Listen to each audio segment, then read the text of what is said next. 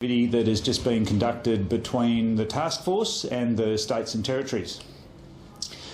The session today was, I thought, an excellent example of the partnership between the states and territories and a work of collaboration that I think will have real benefits to the future of the rollout program.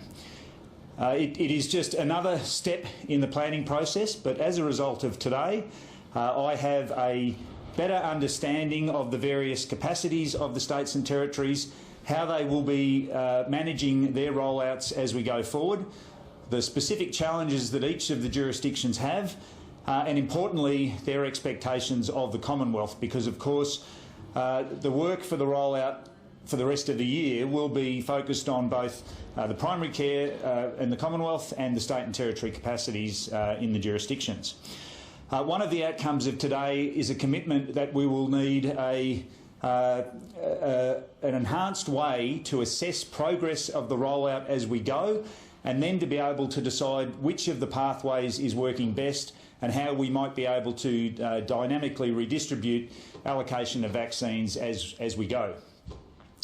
We also did some scenario-based planning where we looked at potential setbacks related to either an impact to public confidence, perhaps how a serious outbreak might affect the vaccine rollout, and that was important to us, forming a collective view of how we would respond and react to those sorts of challenges.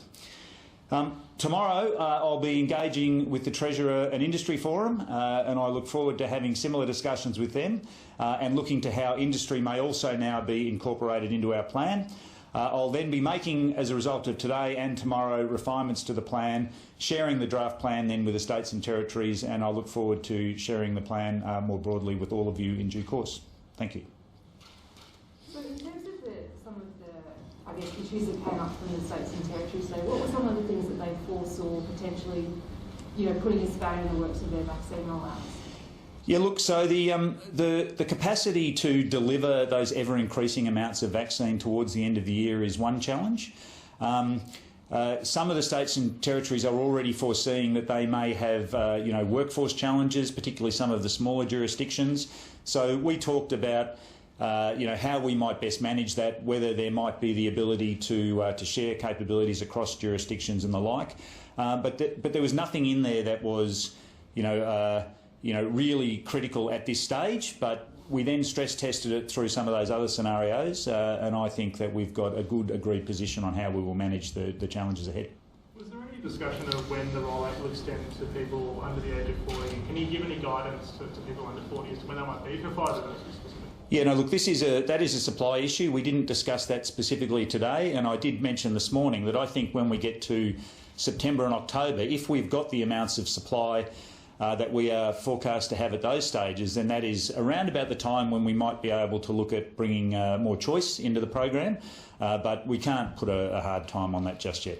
When you say choice, do you mean that in terms of like the distribution, or sort of the government will have more choice, or people will have a choice of the vaccine they get? So right now, because we have limited supplies of Pfizer and we have to prioritise that, I think later in the year that we potentially will be able to offer more choice around which vaccines can be chosen by individuals. So as you know, right now, because of supply issues, we're prioritising Pfizer for certain age groups, and we are offering choice for those below 40. If they wish to take up AstraZeneca now, they can under informed consent.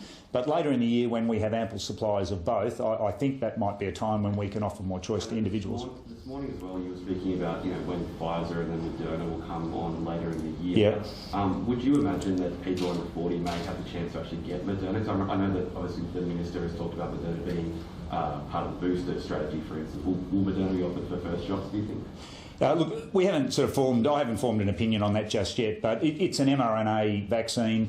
There might be some logistical reasons why we prioritise that into certain sort of distribution pathways, but I don't have a firm opinion on that just yet. Was WA and Queensland's deviation from the federal advice, both of those premiers have said to their population, we actually aren't comfortable with under 40s having AstraZeneca. Was that brought up at all? Was that discussed? No, that wasn't discussed today at all. And regarding the setbacks that you're talking about, what do you mean when you say setbacks? Are you talking about what happened with AstraZeneca earlier this year? We saw Europe hold some of those vaccines back. Is that the sort of thing you're Yep, that was certainly a setback. And of course, you know, military planners were always planning for the most likely scenario and what we call the worst case scenario. So we think if you have a think about the sorts of things that can go wrong early, that just helps build resilience into the program. So we weren't foreshadowing any specific scenarios. We were just looking at some of those likely things that could happen in terms of you know, disruptions, that it's best we think about them as a collective group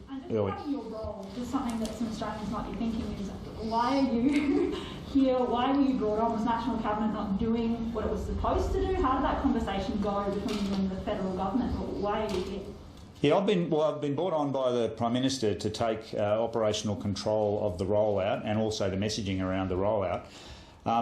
You know, I think the view is that there is a thing about military planning and the way that the military conduct operations that just bring what my title implies, you know, perhaps a more broader sense of coordination to the plan. And the way that my position has been set up also gives me greater flexibility to reach across, you know, the full range of government agencies and departments and some of the other stakeholder groups that hasn't been the case up until now. So bringing that military expertise was seen as something that was needed at this point in time? Well, you could ask the PM that, but I think that's certainly a part of it. Yeah. Could you tell us a bit more about tomorrow's meeting with businesses? What are you hoping to get out of that? What are you discussing?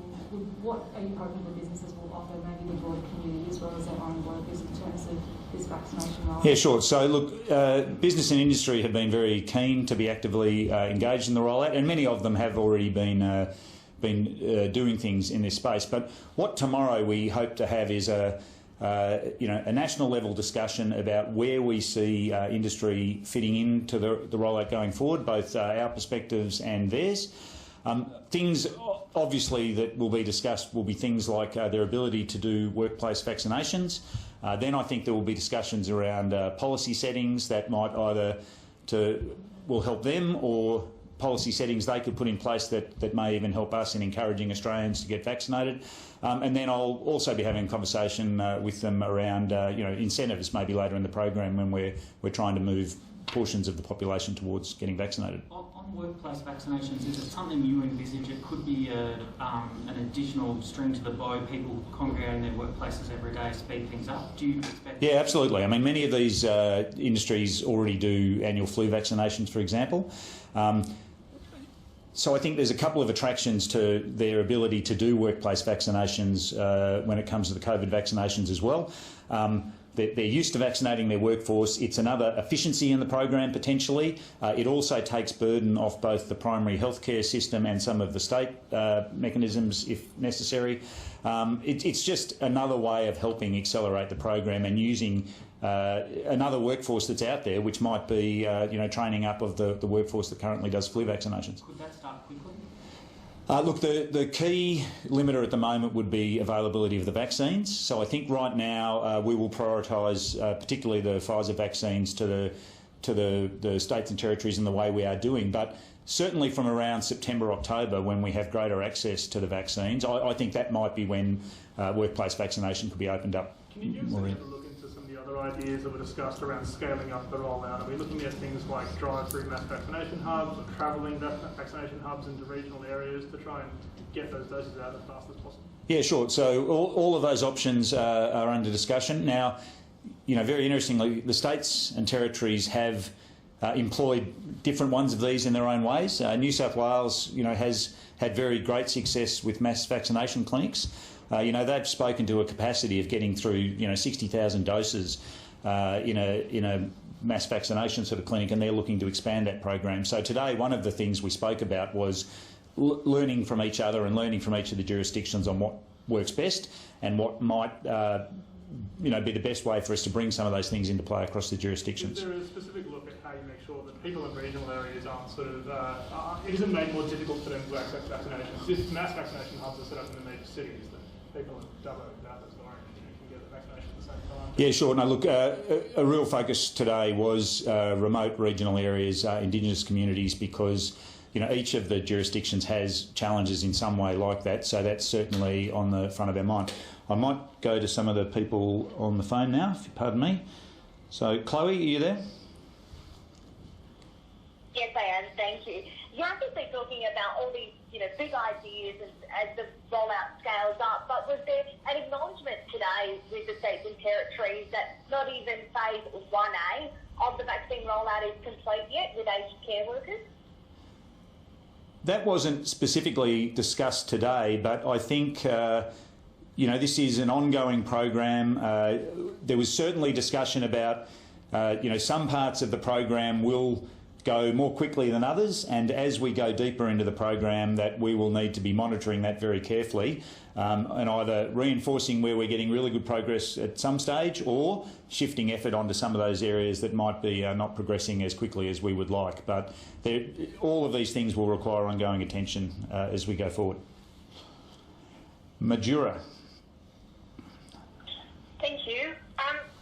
We talked about the last quarter of the year being a sprint to get people vaccinated. You mentioned workforce challenges. Is there a possibility we will have ample supply but not enough people to get jabs into arms in those last few months? And could you expand on specific challenges each jurisdiction has mentioned they would or could have? Yeah, look, so I've already touched on a couple of those. Workforce is, a concern for some of the smaller jurisdictions. The high-risk weather season is another one. Queensland, for example, spoke to the fact that they're already planning around the typical flood and fire type season as well. Can you just mention the first part of your question again? Sorry. I asked if we would have too much vaccine, but I guess not enough people to get them into arms.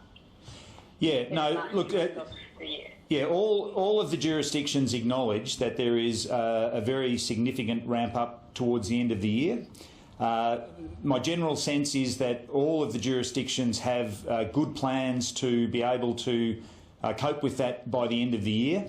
Probably what became more apparent to us today is to be able to carefully watch whether, the primary care or the state and territory avenues are meeting their full capacities or not, and whether we need to, at the time, redistribute across those two, which I think we absolutely are likely to have to do, and we will make sure we've got the assessment process in place and the ability to redistribute week on, week out. I committed to a weekly program management meeting with each of the states and territories, and that's how we will stay closely abreast of where we need to adjust. Greg.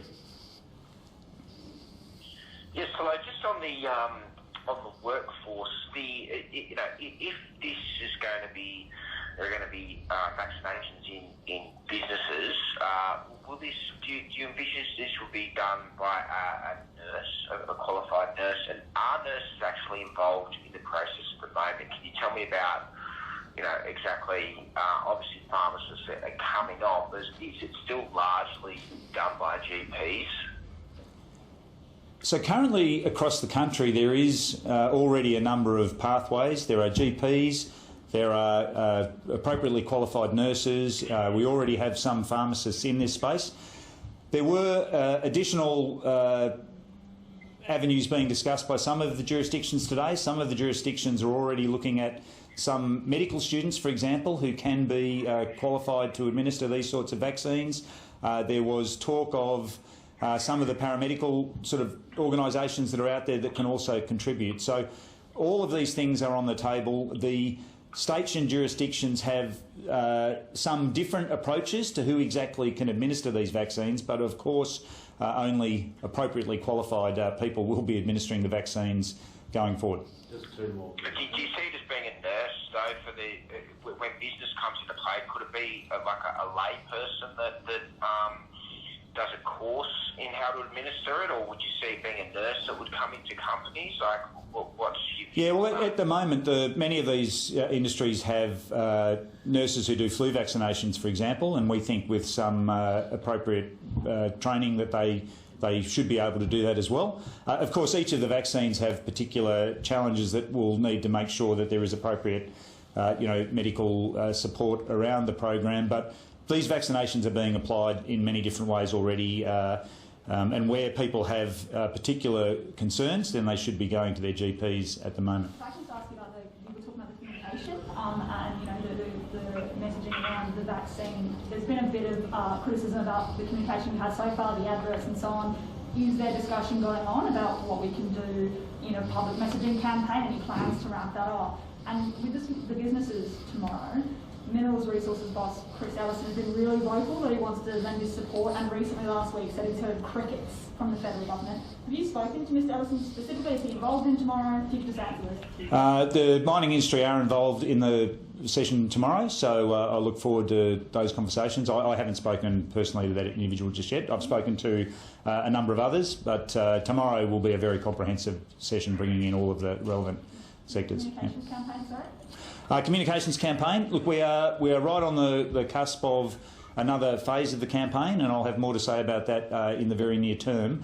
But with the communications campaign, today with the states and territories in the war game, we spoke about this, and we spoke about the importance of us being able to adapt the communications campaign to specific jurisdictions and to specific groups of people that we might need to do some very specific messaging to. We spoke about multicultural groups, we spoke about Indigenous groupings and languages and the like, so we'll be bringing more on that to you shortly. Sorry, just one on the workplace vaccination. You likened it there to the flu vaccination clinic, which I think a lot of people will get in their workplaces already. I'd imagine it's probably still part of the planning, but would you imagine that it would be workplaces paying for their own private, health workers to come in from outside? Would it be sort of publicly funded government staff that will come into these big workplaces? How would you see that sort of running? Yeah, so we haven't talked through the full range of options just yet, but the discussions I have had with industry is really harnessing the systems they have already in place, which they fund themselves within their own sectors. Yeah. Just a Thanks, on incentives, right. if that's all right. Just one more. Last one. You mentioned before you would be talking about incentives tomorrow with industry. Do you think those incentives would be government-led or business-led, like industry-led, like companies incentivising their own employees? And do you think that's going to be necessary at some point in the rollout? Yeah, look, there's two different ways to look at incentives. There are incentives that policy-style incentives that encourage people to get vaccinated, and then there are those, sort of handout-type incentives that just encourage people along the way.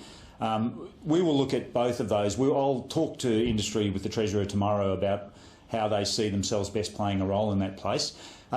As to whether they're necessary, I think for now there is a lot of interest from the community about getting vaccinated, so I think right now the incentivisation isn't as necessary, but I think perhaps later in the campaign, when we are starting to really get to those people who are maybe still less convinced or a little bit more hesitant, that might be a better time for incentives. But tomorrow will be a good conversation around that. All right? Thank you very much.